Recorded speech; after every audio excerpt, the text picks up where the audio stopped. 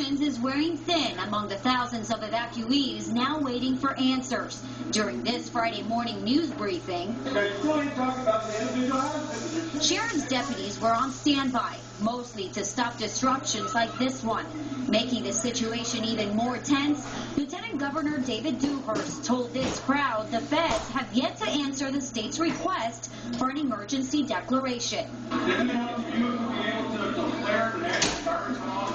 On the other side of the cameras, I'm going to respond to any questions. I'll be glad to visit with you personally. Let's let the judge go through the briefing.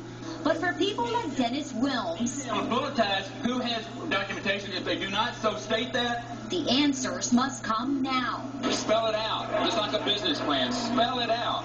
If we can show proof, let us in for an hour, okay, and do our thing. The shouting inside the briefing room forced county staff to go outside and take questions, many of which officials themselves cannot answer.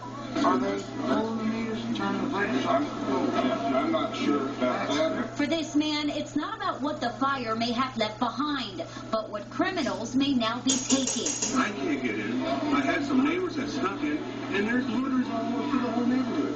The frustration can be seen in the faces of everyone here. We don't have any information, and they won't give you any information.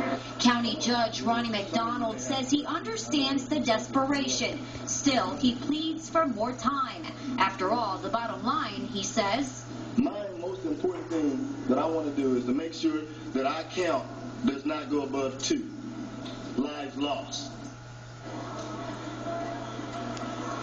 And you can understand it is very frustrating for people who come out here. There are a lot of rumors swirling here about what is destroyed, what is burning, what roads are open. It's even hard sometimes for us to get information. We try to get in there, but we never get some clear answers to some of our questions. So the last that we have heard from officials this morning, they said that last night hot embers actually crossed the fire line. They were able to put those fires out, but again, they're saying they're working with this wind. You can see it's blowing.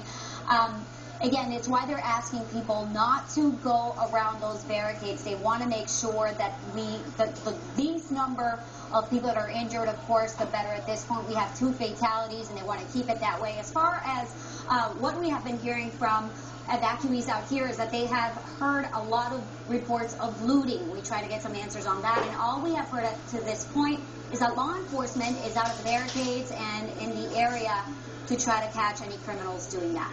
We'll have much more later on in the show. Back to you.